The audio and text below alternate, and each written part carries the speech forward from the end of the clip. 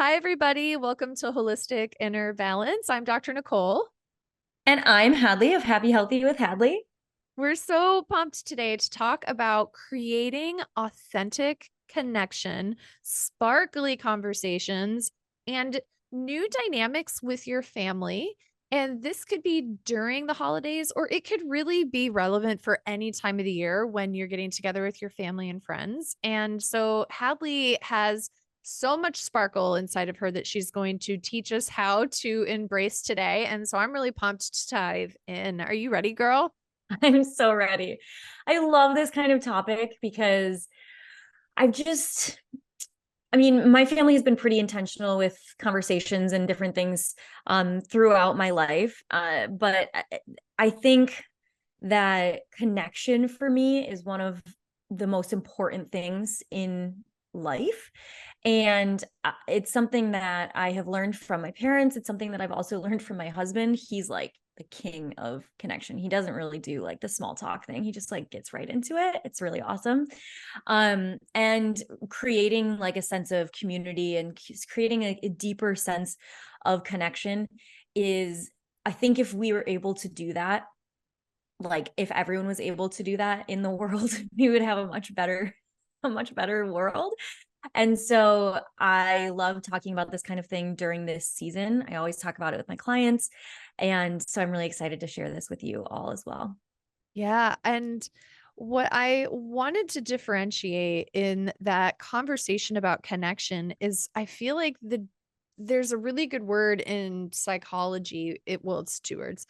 It's called I thou engaging with each other. Are you familiar with that? Mm-mm. So, all right, this is so interesting. You've heard of the love languages, right? Of course, yes. So, oftentimes when we ask somebody, what is your love language? They Mm. will often express an unmet need. And Oh. what's really interesting about it is I've encountered so many people who are like, well, I feel like extra loved and supported when I get quality time. But then when they get more of that time, they still feel that there's an unmet need there. And so I wrote this whole article about the sixth love language, which Ooh. so interesting because I think all of the love languages could be honored if people had the sixth love language, which Oh my is gosh, I'm so excited for what this is. What is the sixth love language? it's I thou connection.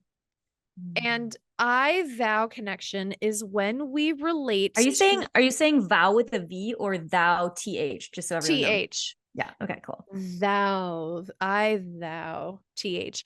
And so I thou is where we connect with another person as a being, as a soul, as a fellow human. We see their humanity, we see their individualism, we see who they really are. It's where we listen with curiosity and understanding, and we are able to kind of read between the lines.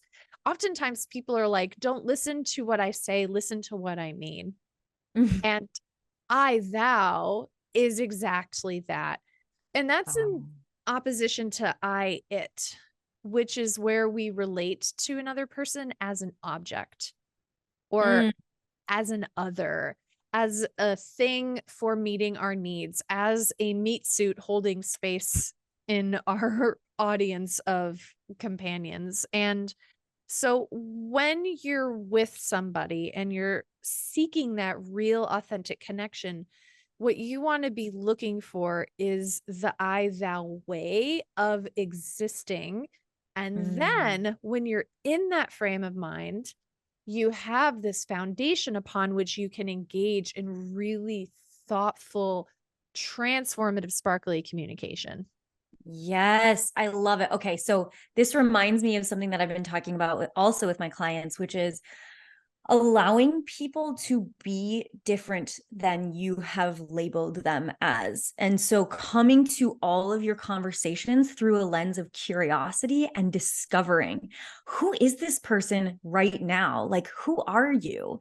And really like coming to that from that, just like that fresh lens, even if you've, I mean, obviously, like family members you've known maybe your whole entire life, And so you think that you have this idea of who they are. And then we hold people in this stagnant place where we're like, well, this is the way this person is. So I know that this is how the interaction is going to go.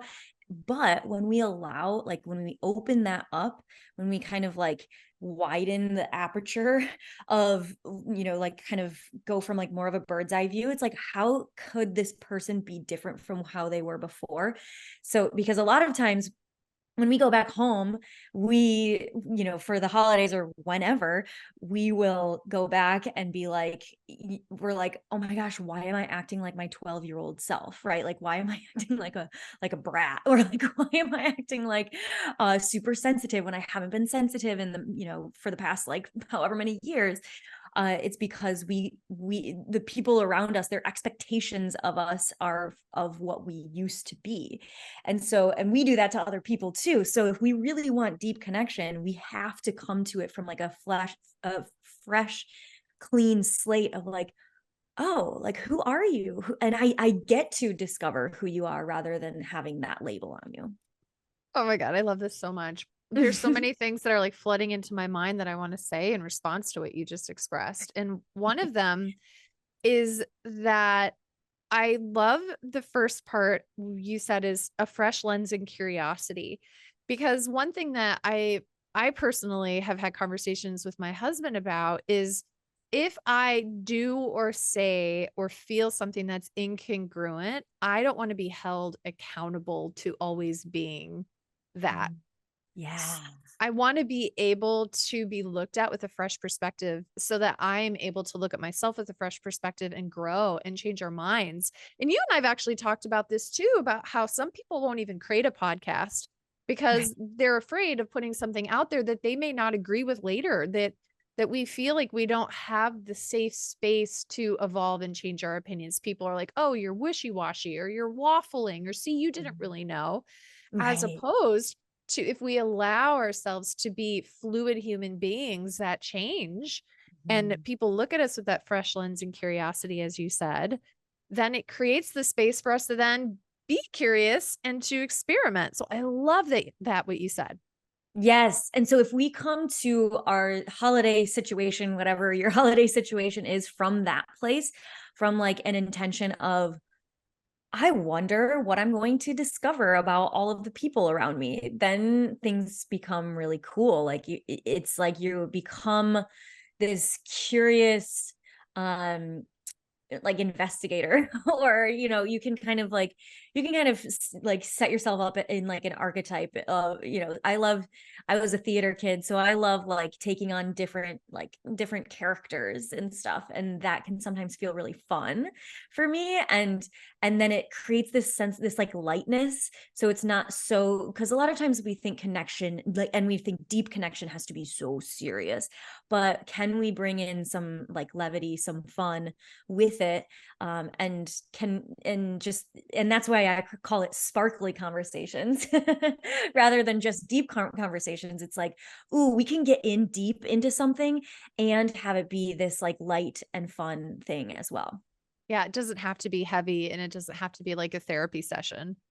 Right, right. Yeah. Yeah, I think sometimes that scares people. It's like, oh my gosh, well, I'm gonna have to like bare my whole heart and soul, which is wonderful if you do end up doing that.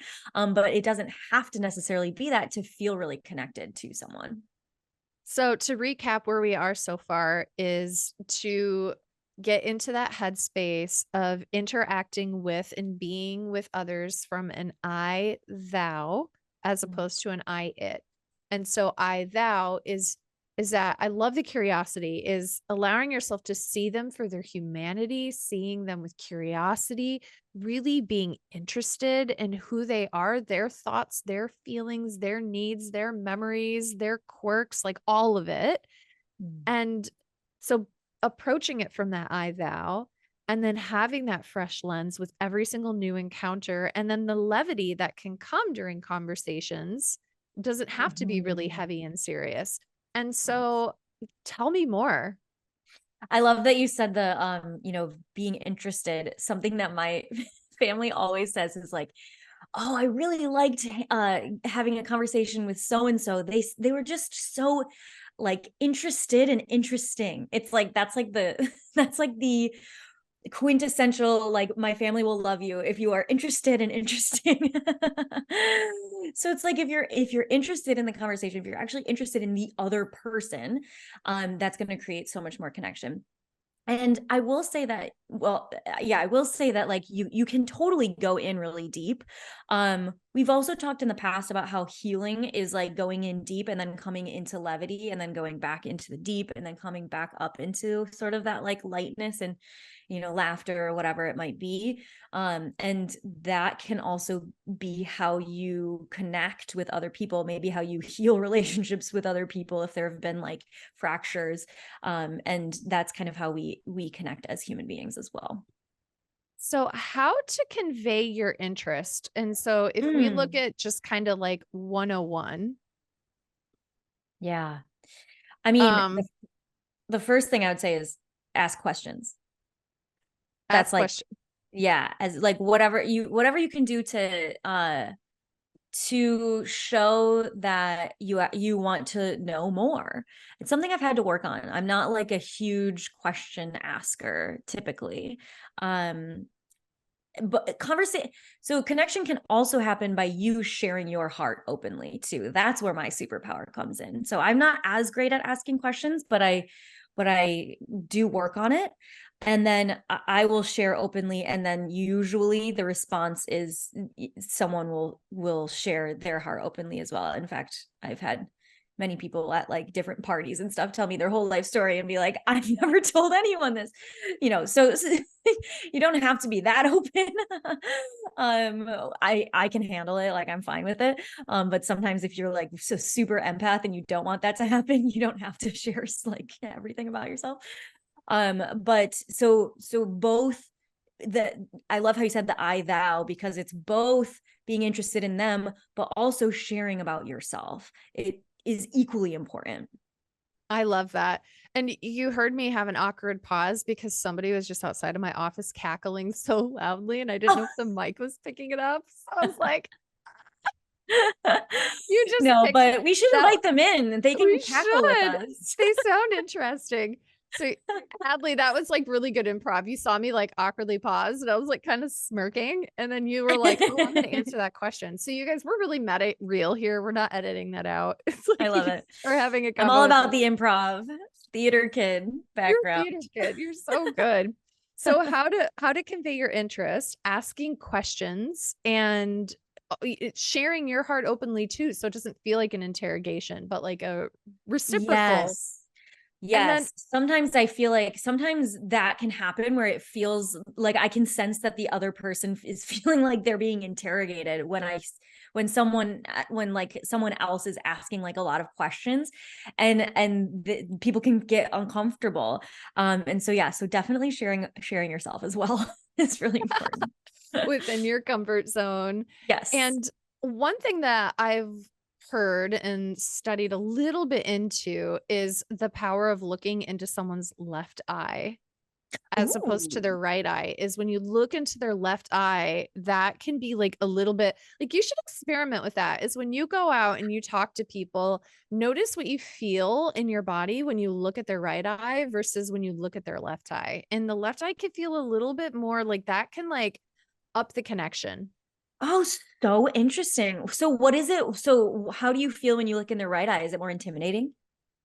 I feel like the right eye for me, and I'm curious what people who are listening notice, but for me, it feels like a little bit more maybe creative and um like a little bit more creative and like maybe a little bit more like passive Oh, versus like interesting. when you look at their left eye, we often associate that with more of like I'm having a conversation and I'm really focusing and I'm really paying attention, like very left Mm, brain activities.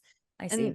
so sometimes when I look people in the left eye, I feel like a little like more intensity, more connection, which can be so powerful Oh, used in yeah. the right way. Of course, you don't want to like stare them down in their left eye without blinking, because again, that's freaky. Yeah, don't be weird. Don't be weird, but try it. Or actually, you can totally be weird. I'm super weird with We'll be people. weird with each other, Hads, but Yeah. maybe not with people who are not ready for the weird. You gotta like way up to weird. Yeah. Yeah, but your weirdness can invite people into their own weirdness, which I find is definitely the case a lot of the time. So you can be weird, just maybe not like like that kind of weird. Flavors of weird. What flavor Yeah, of weird? Yeah. right. So how to convey interest is asking questions and then reflecting back. In counseling, we talk about it's called ILS, which stands for invite, listen, and summarize, which is a Mm. way to engage somebody. So tell me about your dog.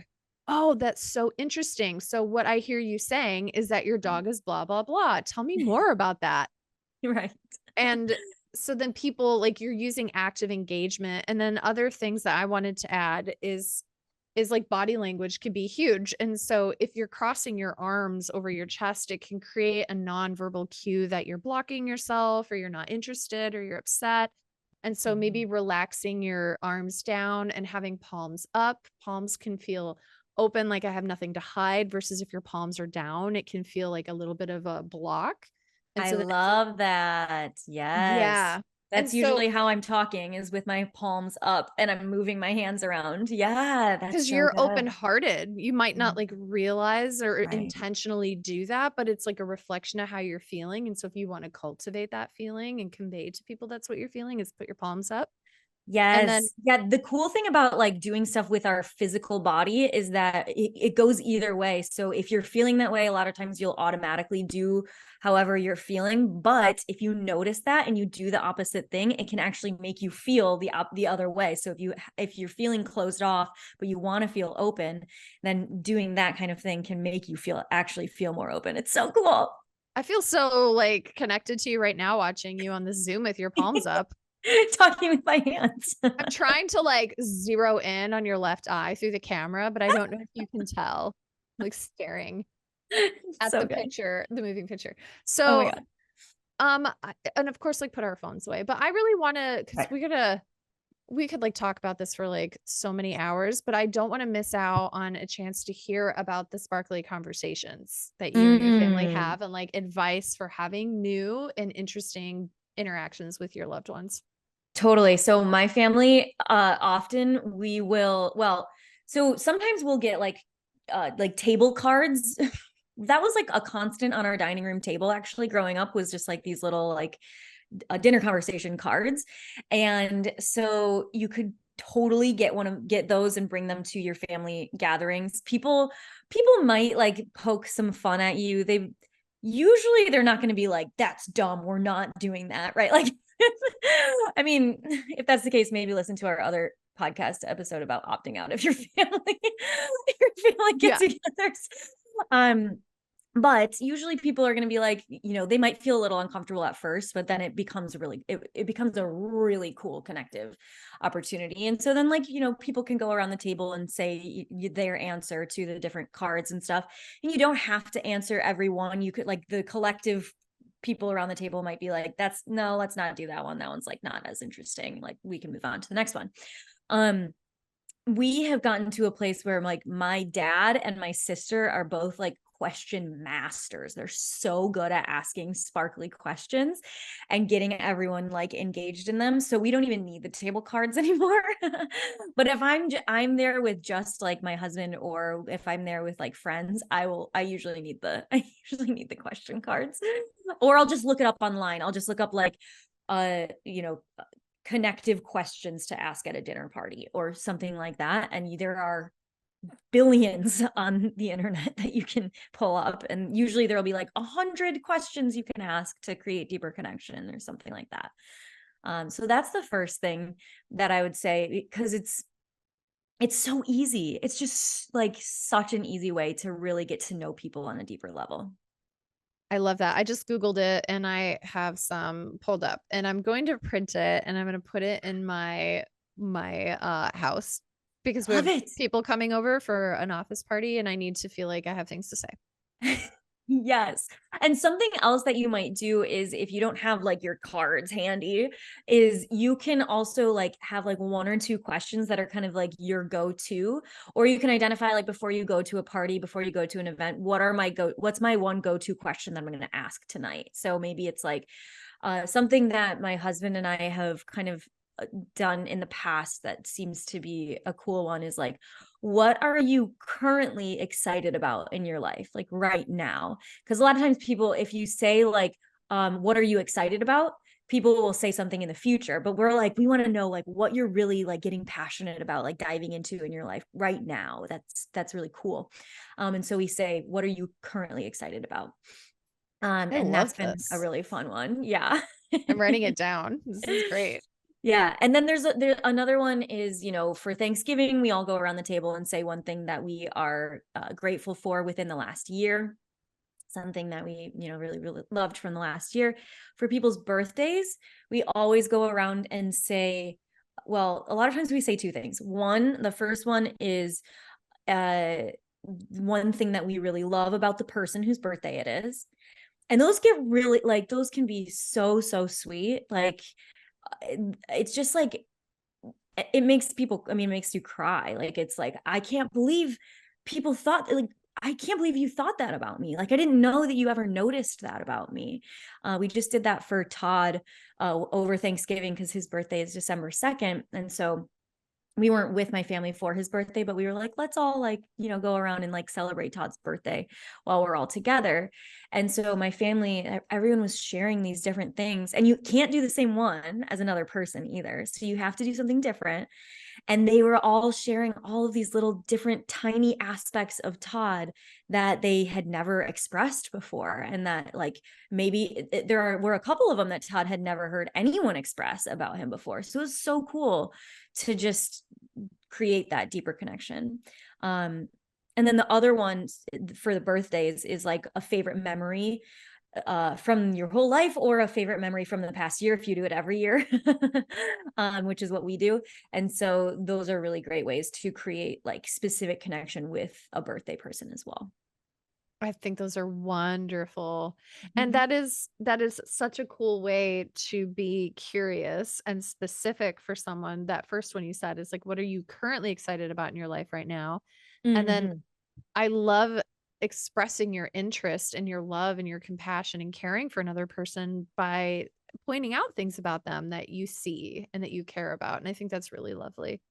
Yeah, so we can do this like outside of birthdays too, right? Like I try to always, if I think of something that's positive about another person, I try to always tell them.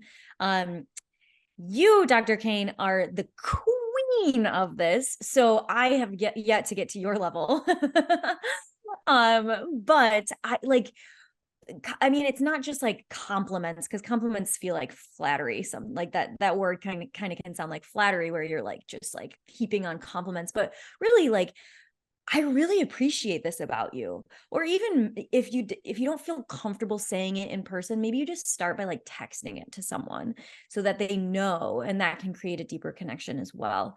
Um, sometimes people sometimes people get really surprised when I do this, especially men, because often women will do this with each other. They'll tell things that they appreciate about each other, but um, sometimes men will be like, "Oh my gosh, like you know, people don't compliment men as much," right? A lot of times women will be like, "I love your dress. I love this," like you know, whatever. But that doesn't happen as much for men. So men might be a little bit taken aback at first, but often they really appreciate it because they haven't had that as often. I think that's amazing. Should we Yeah. have a meta experience here right now? Ooh, yeah, I'm down. So, a memory making question that I see on here is so, Hadley, what is your earliest memory? Oh my gosh, I love this question. I know I have an answer. So my earliest memory is Uh, my dad and I playing this game in the basement in like the first house that I lived in. I was maybe 3, and he would we called it Owl. That was the game. And we would like be in the basement, and he would flash a flashlight on the wall, and I would just chase the flashlight around. like a dog. That's my earliest memory. And now I will say that I don't know if I actually remember it or if I now at this point remember remembering it and like going over it over and over again, because that question has come up many, many times in my family. That is so funny. Like you were chasing the spotlight even when you were 3. Yes, You that were makes a lot of sense. so like you're ready for the shine. You're ready for the Right. spotlight. Little owl. Oh my gosh, so good. Okay, what's yours? Playing bingo. So, Oh, so cute. which is Oh my gosh. funny because I Yeah. like to win. I like to. And with bingo, there's always that hope. You're like, oh, they're gonna roll my Yes. number. Oh my And gosh. yeah, I That's so remember cute. I was 4 Mm. and I don't remember anything before 4. That was my first memory. And I was sitting in a classroom in a kindergarten classroom in North Carolina. We were playing bingo, and I remember the way the room looked. And I have an awareness that we were playing bingo, but I don't remember. Maybe I do as I'm thinking about it. I remember the bingo cards. Wow, that's Yeah. cool. That's super Yeah. cool. I love it. So that's a So great question yeah, to we bring up. did it. One thing I will say, because, and that reminded me of this, is some people, when you do this, will be like, I don't know. I don't know. I don't know. They'll really get in their own heads. And this happens to Todd. This happens to Paul. Yes. So he's like, I don't know the answer. And I'm like, there is no the answer. Just like come up with something. Like it Pick doesn't have to something. be the right thing. It doesn't have to be the correct thing. So if that's you or if that's anyone else in the circle, you could even say beforehand, like, and there's no right answer to any of these questions. Just come up with something. If this is just a fun connection experience, it's not like you have to have a favorite color or a favorite animal. Just come up with like one thing, and you don't have to be held to that to that thing for the rest of your life. I love it. We were at dinner with our colleagues the other night, and I asked a question. I was like, what if there's a song that could be like the theme song of your life? What would you pick? And So Paul's fun. head like exploded. He's like, I can't pick. And then I was like, okay, well, then you're Ben Folds rocking the suburbs. And he was like, we don't live in the suburbs. And I was like, we do. And so I was like, this is what happens when you don't pick That's hilarious. And Paul knows like every every every song song. ever. So Yeah. that Yeah. would make his brain explode. Yeah, he could not abide. And then I think he came up with like in rebellion against the one that I picked for him, which is so funny because we always like to joke about how I think we live in the suburbs, but he thinks we live in the city. And so it was like a You live in the jab. suburbs. He ended up picking some David Bowie song. Yeah, we totally live in the suburbs. You can't like walk easily Right. anywhere. If you had a Yeah. yeah, it's gonna be a hike. That's That's suburban so funny. lifestyle. We're not That's so rural, but funny. Right, right, right. yeah. Totally. Oh my gosh. You So live good. in the city. You're urban. Oh yeah, I live in the city. You do. It's so fun. Although San Diego is an anomaly because it feels very neighborhoody where I am, but like I can walk to everything, so it's really cool. Yeah. Um but yeah, so we've got our like conversation, sparkly conversations. I would also say something else that's really helpful to come into like before you walk into a party or before you walk into an event with family members or friends, setting an intention for like what it is that you want out of the experience. So maybe it's like I really want to connect on a deeper level with this specific person, or maybe it's I want to, maybe you're going into a situation where it's like it's been a little rocky like in the past, maybe with family or whatever.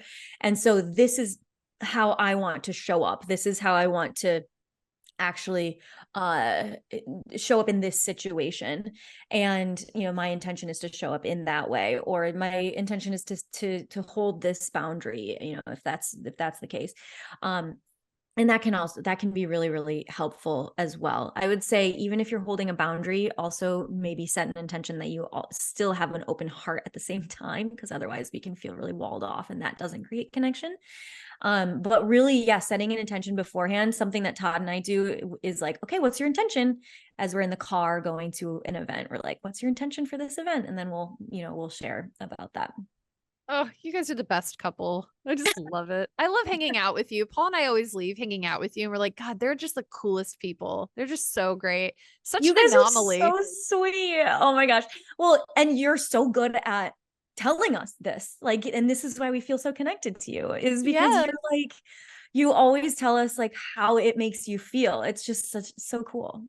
Yeah. Oh, I sincerely very much care about you and Todd. It's been Oh, amazing being in life with you and doing this podcast with you and working together. I'm very sincerely grateful for that. oh my gosh. I received that and I'm so grateful for you. Like literally this podcast, I was just telling someone that it's like one of my favorite parts of my life is being able to do this Yeah. with you. And so stay tuned everyone, because we're going to try to do some more in-person things in the future too. So Yeah. Would you guys come if we had an yeah, let in-person us podcast? know. Let us know if we did some in-person events, if you would be down to come hang out with us. Yeah, please leave us comment. We actually read them. Tell us where you want us to Yes. show up. We were Yeah. thinking Phoenix, San Diego, and LA. Like those places Yeah. are super easy, but we know we have people all around the country, all around the world, Totally. actually. So, like, where do you want us to go? We could do Chad? Grand Rapids too. That'd be an easy one. Grand Rapids would be an Yeah. amazing, easy one. I'm like, here. So, all Yeah, right, right. people, Okay, let's so make a let us list. know. We'll Let come us to you. know. Yes. Oh, Thank, so fun.